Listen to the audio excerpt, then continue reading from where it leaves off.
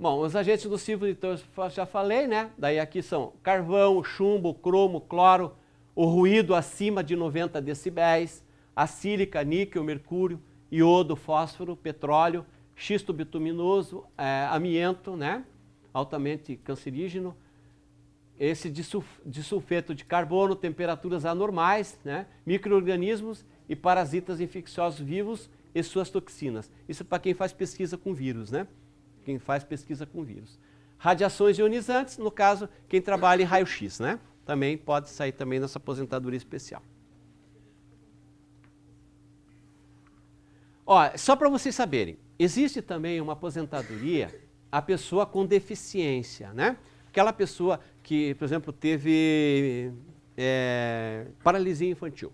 Vamos citar um exemplo, paralisia infantil. E ela tem sequelas dessa paralisia infantil. Então, o governo, através dessa Lei Complementar 142 de 2013, então, acolheu eles nessa lei aqui, dando um plus a mais para eles na aposentadoria deles, né? Então, tem lá, então, são todas as categorias, né? Exceto, inclusive, o segurado facultativo. A aposentadoria por idade não se aplica, daí, no caso, ao segurado especial, ao rural, né? Exceto quando contribui facultativamente. E a aposentadoria por tempo de contribuição, também o segurado especial não faz jus a esse benefício, né? Então, ele não faz jus, quem trabalha na roça não faz jus a esse benefício aqui. Então, o que acontece? Na aposentadoria por idade, ele tem que ter a carência, 15 anos. Só que a idade dele é que diminui, né? Em vez de ser 65, é 60. Em vez de ser 60, para a mulher, é 55. Dependendo do grau de deficiência que ele tiver, né? Vai sempre depender do grau de deficiência. Aqui fica claro. Deficiência, né? Grave, moderada e leve. Homem, ele tem que ter, no mínimo, para grave, para poder se aposentar, 25 anos de contribuição. E a mulher, 20 anos. Na moderada, ele tem que ter os 29 anos de contribuição e a mulher, 24. E na leve, 33 anos, né, para aposentadoria por tempo de contribuição e a mulher, 28 anos. Ok? Então, dependendo da gravidade da deficiência dele, grave, moderada e leve, né? É feito pelo perito médico do INSS, ele que ele vai enquadrar nessa daqui. E tem que ter a contribuição mínima, carência mínima, né? Contribuição mínima para poder entrar, então, na aposentadoria.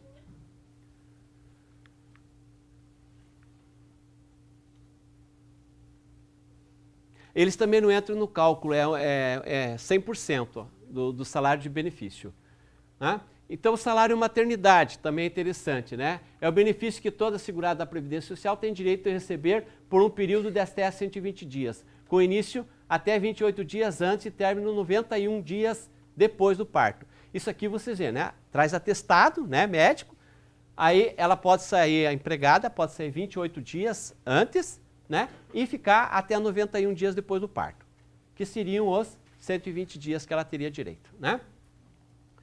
Então, isso daqui do salário maternidade também pode ser feito para a adoção, né? Não só pela geração, mas também para a adoção. Na adoção, daí é o INSS que vai pagar, né? O natimorto, o INSS que vai pagar, certo? Também tem direito, daí é o INSS que paga, não é a empresa. Esse aqui é a empresa que paga.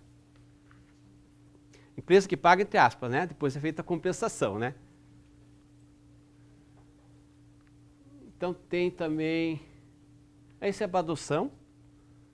Aqui a última remuneração não está limitada ao teto. Só tem um limite de 29.462, né?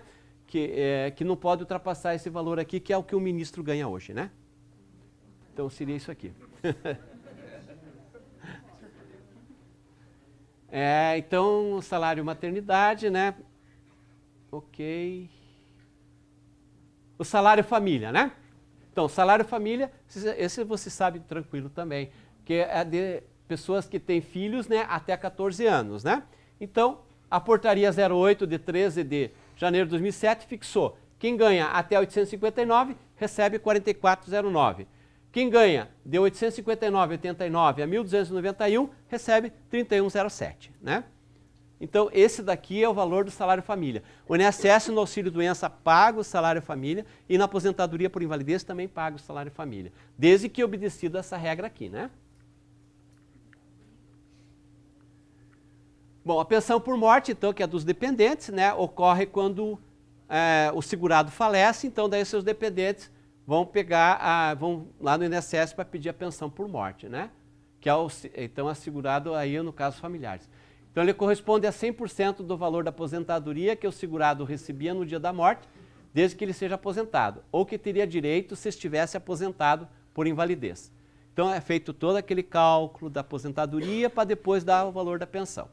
Caso haja mais de um dependente, o valor é repartido em partes iguais. Digamos que ele tenha 4 dependentes, mulher e mais 3 filhos. É 25% para cada um. Então, cada cota parte é 25, partes iguais, né? Aí, tem a medida provisória, que foi transformada em lei, ela trouxe uma nova situação. Por quê? Porque o INSS estava pagando pensões, né, de pessoas que faleceram em 76. 76 até hoje, quantos anos está recebendo pensão essa senhora? Não tem cálculo atuarial que diga, né, isso, né? Que fale isso para nós. Então daí foi feito essa tabelinha aqui para pagamento de pensão, né? Quem não tem até 2 anos de casado, né, 2 anos de casado, vai receber por 4 meses a pensão. Quem tem aí começa assim, ó, idade, né? 21 anos ou a menos, né? Ele vai pegar idade de referência, expectativa de vida, né? Que ela tem aqui, ó. Lembra que eu falei? Mais perto da morte, mais o ganho. Mais longe da morte, menos o ganho, né? Aqui também vale isso, ó. Então, 21 anos, ela tem mais de 55 de sobrevida, ela vai receber por 3 anos essa pensão. Daí cessa a pensão, né? Entre 22 e 27, né? Ela vai receber 6. E 44 anos ou mais de idade, né? Ela é vitalícia. Isso é para evitar que, por exemplo, o segurado ou a segurada com muita idade case com uma pessoa jovem e essa jovem vai receber por 50 anos o benefício, digamos, né? Então, justamente isso aqui foi colocado atuarialmente, isso aqui. Então, foi colocado para que desse um prazo para essa pessoa receber e para que ela pudesse ser colocada no emprego, alguma coisa assim, para poder se sustentar, ok? Então, essa é uma novidade que tem na pensão. Bom, o auxílio reclusão, então, não é para o preso, e sim para os dependentes dele, né? Tem um limite de 1.292,43, né? Que se ele cometeu um ilícito, então, ele vai condenado, não tem carência, conforme eu expliquei lá atrás, não tem carência e os dependentes recebem a pensão. Não é o preso, né? Quem recebe é para os dependentes. Bom, o valor também do auxílio reclusão é 100%, todos eles é calculado pela aposentadoria de invalidez, por invalidez. É feita a média aritmética simples, né? E daí é calculado no 100% ali da média aritmética, que vai dar o valor do benefício deles. Bom, só para vocês saberem, nós temos também benefícios assistenciais, que também a Previdência Social faz a gerência desses benefícios assistenciais. O que são esses benefícios assistenciais? A gente chama de BPC, Benefício de Prestação Continuada, né? Ou o LOAS, muita gente viu, Lei Orgânica de Assistência Social.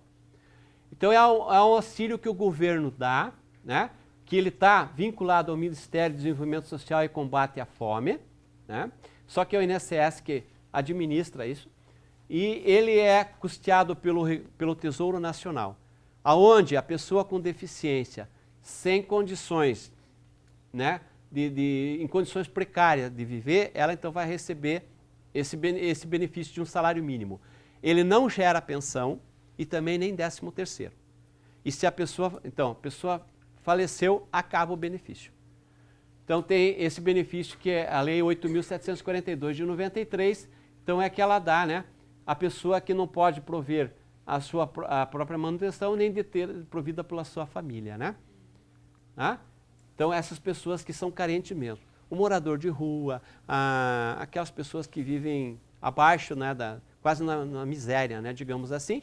Então, daí o governo paga então esse auxílio assistencial aí. E agora, por último, já tá bom. Bem-vindos então ao INSS Digital. Hoje em dia, por que eu falar isso, vocês já vão entender. Hoje em dia, todos nós nem vamos mais ao banco, nós pegamos nosso smartphone e pagamos nossa conta, né? Então a Previdência não podia ficar atrás disso daí.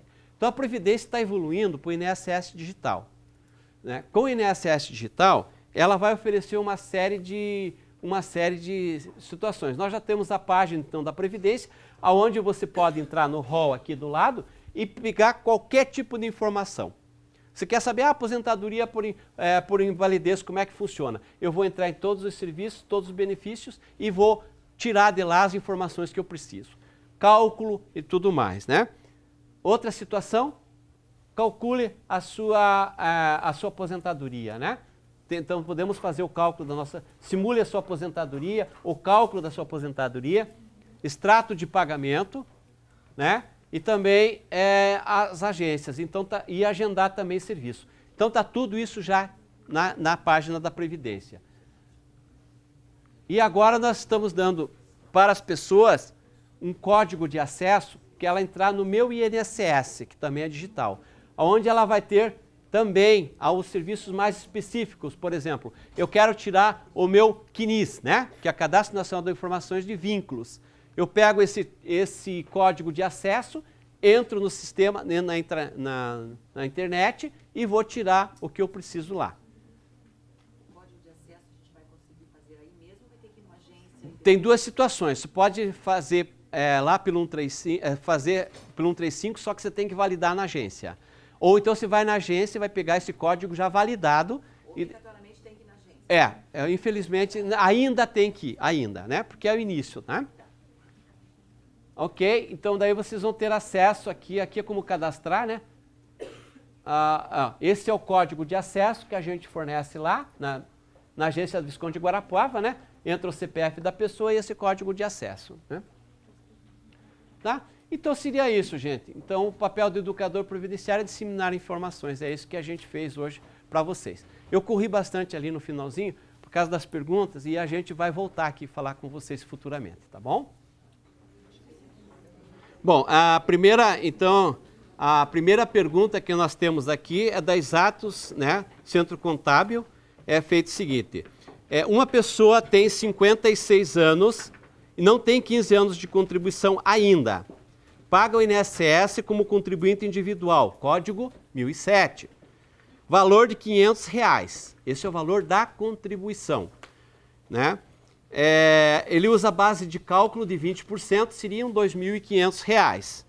Ele está questionando aqui, quanto a pessoa atingir a idade de 60 anos e atingir o mínimo de contribuições, 15, 180, poderá requerer aposentadoria por idade com o código 1007, está correto? Perfeitamente. Ele está fazendo o valor da sua aposentadoria. Quando ele começa a recolher com um valor maior, ele está já fazendo aquela média que eu expliquei para vocês, que nós vamos pegar 80% dos maiores salários. Se ele paga sobre o mínimo, ele vai ter direito a um mínimo, sem cálculo. Como ele está pagando sobre 2.500, esses 2.500, essa contribuição, salário de contribuição, vai ser corrigido, vai ser aplicado a regra dos 80% dos maiores e vai ser o salário de benefício e ele vai ter, em regras de hoje, 70% com mais 15%, 85% do salário de benefício. Perfeitamente, a pergunta dele está correta. Ele pergunta se está correto, então estou respondendo que está correta. Outra pergunta é a seguinte, vem também da Graziele Sabrini, né, Salvador. Uma pessoa que quiser se aposentar por idade pelo plano simplificado, né, de Previdência Social, ela deverá fazer o recolhimento de 11% sobre o salário mínimo. Qual o código? Depende da opção que ela fizer. Se ela é uma prestadora de serviço, se ela tem renda, ela vai ter que fazer na condição de contribuinte individual com o código 1163. Se ela for desempregada ou for dona de casa, ela vai pagar no 1473, que é o facultativo, né? Então, a diferença desses dois é apenas a perda da qualidade de segurado. 12 meses para o contribuinte individual e 6 meses para o facultativo. É só na qualidade de segurado, não muda mais nada, né? Então, se ela vai contribuir com 11%, ela vai poder se aposentar por idade, só não esquecendo que é um salário mínimo. Todo o benefício dela ele está com base no salário mínimo. Tanto auxílio-doença, salário maternidade, é tudo feito na base do salário mínimo. Recolhimento retroativo. Vem lá da contagem de serviços. Todo recolhimento retroativo só poderá ser aproveitado para aposentadoria por tempo de contribuição? Se ele tiver a primeira paga em dia, vamos dar o exemplo de novo. Ele pagou em 1976. Ele foi lá, se inscreveu, pagou a primeira em dia. Ele pode recolher qualquer valor, qualquer tempo depois dessa data de 76. Isso é contado na aposentadoria por idade. Agora, com a retroação da DIRC, né, data de início de recolhimento das contribuições, se ele retroagir a DIRC, se for lá no INSS requerer, o INSS autorizar, só vai ser computado para tempo de contribuição, porque ele não tem a primeira em dia, aonde é formado a carência. A carência é a primeira em dia. E a retroação da DIRC não vai ter a primeira em dia, porque hoje está pagando hoje de 1999. Então não é em dia, é em atraso. Ok? Outra pergunta também, Carolina Feijó. Contribuinte individual que presta serviço por conta própria, autônomo, pode optar a qualquer tempo em recolher pelo plano simplificado, 11%, do salário mínimo, independente da renda mensal dele? Pode, só cuidado com o imposto de renda, né? Porque o imposto de renda vai cobrar o valor total recebido. Mas para a contribuição previdenciária, ele pode recolher sim no 11%. A opção de recolhimento é dele, né? A não ser que ele seja prestador de serviço, que ele já vai colocar nos 11%. E por ele ser prestador de serviço, ele tem que estar na faixa de 20%. Aí ele vai, se der abaixo do mínimo, ele vai ter que complementar de 11 mais 9 para dar 20. Se ele for prestador de serviço, veja bem, como prestador de serviço, ele vai ser feito o recolhimento de 11%, retido 11%, pago através da GFIP para ele, só que na aposentadoria dele, ele vai ter que fazer os 20%, por ele ser prestador de serviço. Ele não pode ficar nos 11%. Ela pergunta aqui depois, a Receita Federal pode questionar essa contribuição previdenciária reduzida? Não, a aposentadoria é você que está fazendo. É você que vai dizer, eu quero recolher, que nem a outra situação anterior, ele estava recolhendo 20% sobre 2.500, ou seja, R$500. Ele estava fazendo a aposentadoria dele. É a mesma situação, ele pode recolher no 11%? Pode, desde que não seja prestador de serviço. Médico contribuinte individual, instrumento autônomo, 8 mil por mês. Ela dá um exemplo aqui de um médico, né? O médico individual recebe mensalmente como autônomo R$8.000, porém optou pelo plano simplificado, recolhendo apenas 11% do salário mínimo. Não tem problema nenhum perante a Receita Federal, desde que ele esteja fazendo o imposto de renda dele com 8 mil. A Previdência, se ele pode pagar 11%, não tem problema nenhum. A Previdência, ele vai usar a Previdência como desconto, né? Que tem lá a Previdência Oficial, ele vai usar como desconto. Mas não vai ser questionado quanto a isso, não. Só um pouquinho.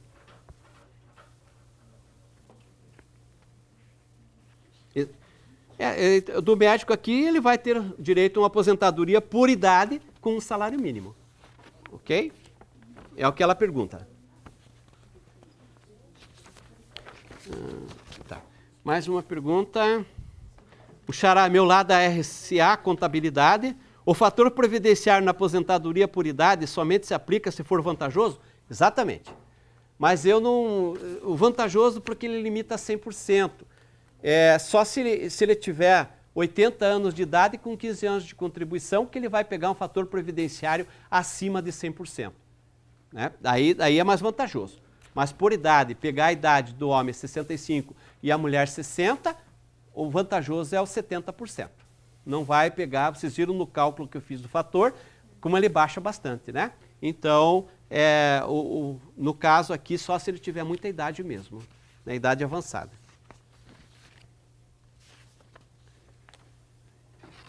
Tá ok. Então, respondidas essas aqui, vamos passar para essa aqui.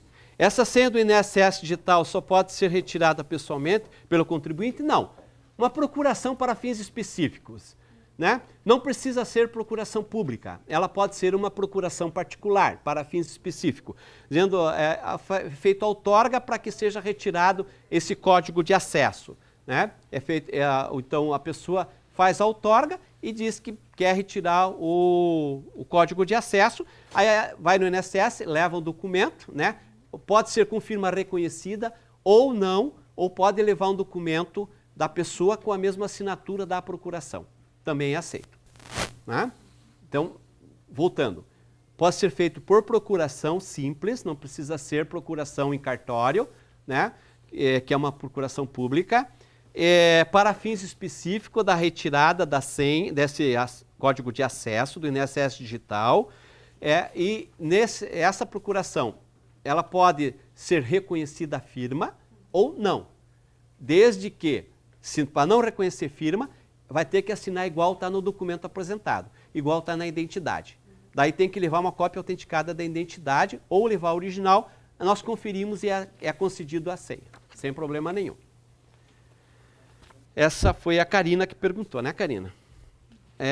Irene Porfírio. Se a pessoa é deficiente, mas se aposentou em 2005 por tempo de contribuição, pode pedir agora uma revisão? Não, porque a lei não retroage, a lei ela vai para frente só, né? Então, infelizmente, não pode pedir uma revisão do benefício, ok? Hoje a pessoa tem 58 anos com 37 de contribuição. Também, infelizmente, não passou no Supremo a desaposentação. Então, o que ela tem depois da aposentadoria, porque a aposentadoria, ela não pode ser, você não pode conceder o benefício de aposentadoria e depois você ir lá e dizer, eu não quero mais aposentadoria. A aposentadoria, ela é irredutível, ela não você não pode abrir mão da aposentadoria. Aposentadoria por idade e por tempo de contribuição. A desaposentação não passou no Supremo, então não existe a desaposentação. Mas a aposentadoria por invalidez, ela pode sim, a pessoa pode. Digamos que ela tenha um problema de rim e ela faz hemodiálise e ela aposentou por invalidez. Ela faz um transplante renal e volta à sua vida normal. Ela vai no INSS, ela passa por uma nova perícia e ela pode voltar a trabalhar sim. Então, a única aposentadoria que é reversível é por aposentadoria por invalidez. Então, Irene, assim, infelizmente não tem como fazer essa revisão. Se a pessoa aposenta e continua contribuindo, ela pode depois requerer o reajuste dessa aposentadoria? Não, foi exatamente o que eu expliquei. Acabei de falar para vocês aqui. Aposentou, ele é contribuinte obrigatório, continua pagando a Previdência, infelizmente, né? Tá certo? Mas ele não... Nós podemos voltar depois, pede esse assunto que a gente volta daí, tá bom? As pessoas têm tempo de contribuição para se aposentar por idade, só que falta 3 anos para completar a idade. Veja bem, eu entendi o que ela quer dizer. Digamos assim, é um homem, tem 62 anos de idade, com 15 anos de contribuição. Ele está perguntando, ela deve continuar pagando INSS? Né? Eu digo assim, 3 anos, deve. Por que ela deve? Porque se ela parar 1 ano, né? Lembra lá que eu falei período de graça? Ou 2 anos, ou 3, ou até no máximo 36 lá. Mas digamos que ela pare de contribuir 1 ano, né? Se ela parou de contribuir 1 ano e ficar doente, ela não vai ter direito. Né? Então, se ele quiser, ele pode, essa pessoa quiser, ela pode pagar uma por ano. Certo? Digamos que a última contribuição dela foi junho agora. Ela já tem os 15 anos. Né? E a lei não vai mudar. Veja bem, a lei não vai mudar. Aqui nós estamos falando de hoje. Não de uma perspectiva de mudança de lei. Né? Se a lei não mudar, é 65 para o homem com 15 anos de contribuição. Ele vai pagar, ele pagou a última agora em junho. O ano que vem, em junho, ele paga outra. Por quê? Ele está formando os 12 meses. E novamente 12 meses. E quando chegar na idade, deu 65, requer aposentadoria. A vantagem é para ele não perder a qualidade de segurado e não perdendo a qualidade de segurado, para ele não ter cerceado algum direito dele. Né? Ou o benefício dele, por exemplo, de auxílio doença ou até uma aposentadoria por invalidez no caso de sofrer um acidente. Certo? Então eu recomendo que essa pessoa continue contribuindo.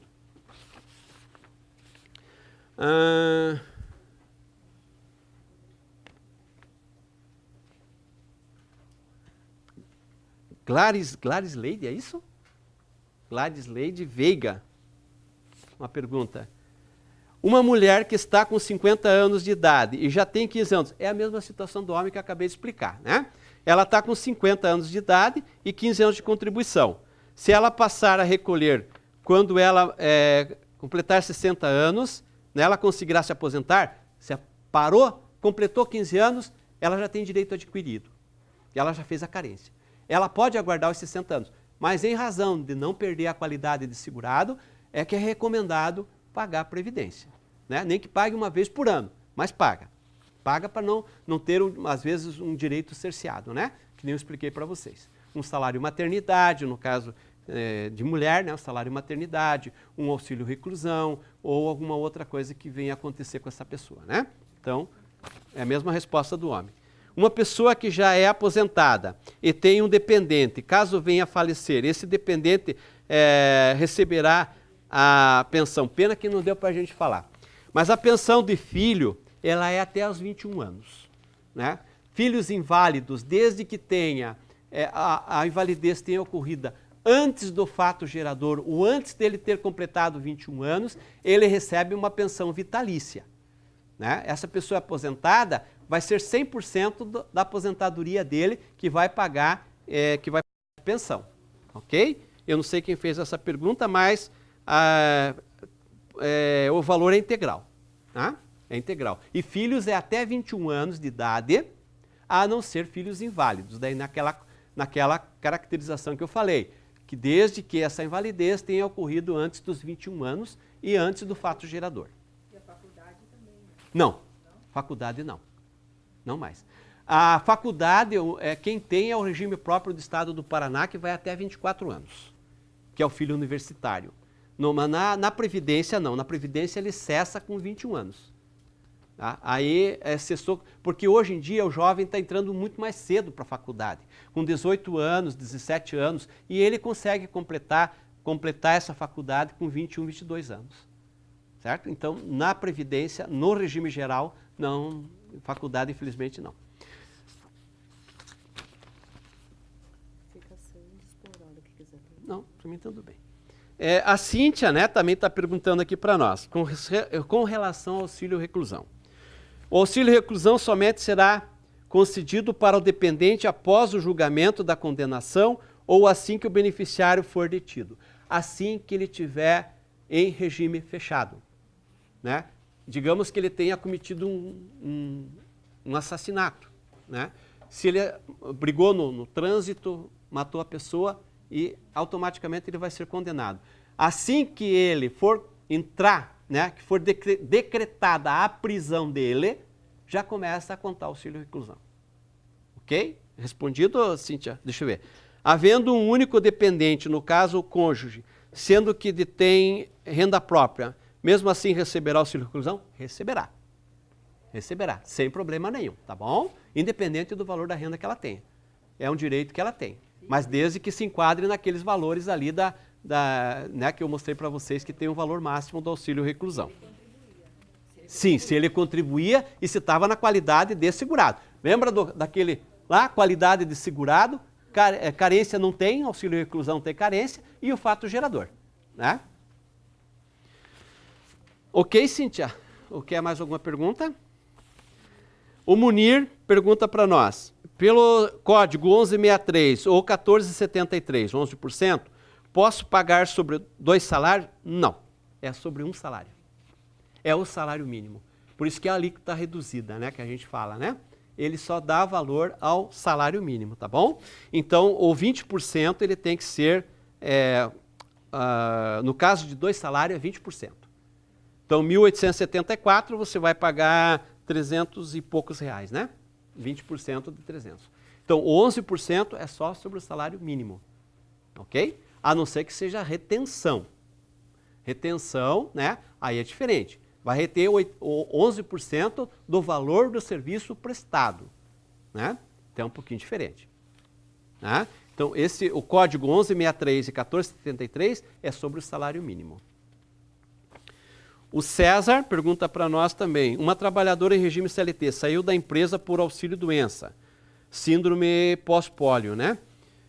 Recebeu 2 meses de auxílio-doença e foi liberada pelo perito do INSS, mas o médico da empresa não liberou, né, para trabalhar e manda voltar ao INSS. Está há 2 anos sem receber o INSS e sem receber da empresa. Como funciona a contribuição? Bom, seguinte, auxílio-doença. O médico perito, existem 2 situações. Existe o médico atendente e o médico perito. O médico atendente é o médico que cuida da tua saúde. Ele vai te examinar, ele vai te prescrever remédio, ele vai cuidar da tua saúde e do teu bem-estar. O médico perito do INSS, ele vai olhar o que o teu médico atendente escreveu. Qual é o código da doença que ele colocou lá. Em cima deste código é que ele vai dar o tempo para que você se recupere a tua saúde, né? Para que você convaleça. Então, sempre tem que fazer essa distinção. Médico atendente e médico perito. São totalmente diferentes situações. O médico perito, ele deu para essa pessoa, digamos, 30 dias. Né? Os primeiros 15 dias são pela empresa. A partir do 16º dia é previdência. Né?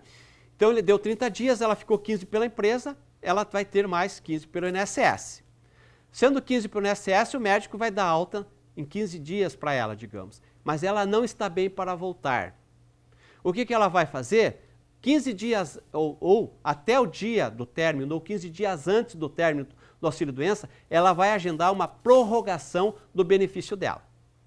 Ela vai passar novamente pela perícia médica e esse médico perito vai dizer, você precisa ou não precisa de mais tempo para se recuperar, dependendo da doença dela. Se ele dizer que ela precisa, ele vai fixar a nova data para ela voltar. E ela pode pedir mais uma prorrogação ainda, desde que ela não esteja apta a voltar ao trabalho. Né? E daí, se no caso o médico dizer, não, você tem que voltar ao trabalho, ela vai lá, o médico do trabalho, que trabalha na empresa, fala assim, não, você não pode voltar ao trabalho. Ela tem que voltar ao INSS e entrar com um recurso. Certo? Ela vai entrar com um recurso. Ela vai entrar com um recurso para a junta, onde o médico da junta vai reanalisar toda a situação dela. E ele pode dar ou não o benefício. Né? Daí fica a critério deles. E também 2 anos, né, sem receber do INSS e sem ir para a empresa, tem que verificar porque o INSS já deu alta, né? Aí isso já dá até uma demissão por justa causa por abandono do emprego. Então tem que tomar cuidado. Ela não deu alta, a empresa não pode aceitar. Mas daí ela tinha que estar com recurso, por isso que eu expliquei o recurso. Entendeu? Ela vai, daí a junta, o médico do INSS fala, não, está apto a voltar. A junta de recursos vai reanalisar o que o médico disse. Né? Se a junta der, tudo bem. Se a junta não der, ela vai entrar com recurso para a CAGE, que nós falamos, que é a Câmara de Julgamento, que é a instância superior. Se a CAGE também não der, daí ela entra na Justiça. Daí na Justiça ela vai na Federal, não com o Moro, né? Ela vai na Federal, lá na Voluntários da Pátria 532, segundo andar, vara previdenciária. Ela Ok? vai acionar a Previdência ou vai acionar o médico da empresa? Vai acionar a Previdência. Ela vai entrar contra uma decisão de indeferimento da Previdência. Entendeu? Porque não foi o médico da empresa. Oi? Se for uma fé da empresa, a empresa não quer que ela volte a trabalhar e Daí essa situação é Ministério do Trabalho, percebe-se, Ministério do Trabalho, e cabe uma ação trabalhista daí. Entendeu? Daí já é um pouquinho diferente, né? Pode acontecer. Que a empresa não quer mais o funcionário, ela pode fazer isso. Só um pouquinho. Nesse caso, não contribui de nenhuma maneira com o INSS. Não, o que eu posso falar para você, depende da situação, teria que ser analisada essa situação com carinho. Com carinho, entendeu? Porque tem que ver a parte da empresa e a parte do INSS, né? Se a junta de recursos der, automaticamente ela vai entrar com 91%, 9% dela de contribuição já está garantido, né? Se no caso não der, daí não tem contribuição. Daí se a justiça conceder, também vai ter contribuição, porque o cálculo é o mesmo, não é diferente, né? E aí tudo vai a pessoa quando está tanto tempo assim, ela tem que conversar com a empresa. Ela tem que chegar e dialogar com a empresa. Olha, o INSS me deu alta, eu vou entrar com recurso. Eu vou voltar a trabalhar para não dar abandono de emprego, né? Se não der abandono de emprego com o proprietário da empresa concordar com ela, aí ela vai até sair o recurso. Ela pode voltar a trabalhar estando em recurso. Não tem problema nenhum, nada vem ao contrário, porque ela já está liberada pelo INSS. Ela só está pedindo recurso. Ok? Entenderam então? Primeiro, auxílio-doença, 30 dias. Não está apto a voltar, pede uma prorrogação. Pode pedir uma nova prorrogação também, desde que não esteja apto a voltar. Se for negado, junta de recurso. Se for negado pela junta de recurso, Câmara de Julgamento. E daí, judicial. Sempre vai ter que ter o judicial por último, porque primeiro você tem que esgotar todas as instâncias administrativas, para depois ir para o judicial.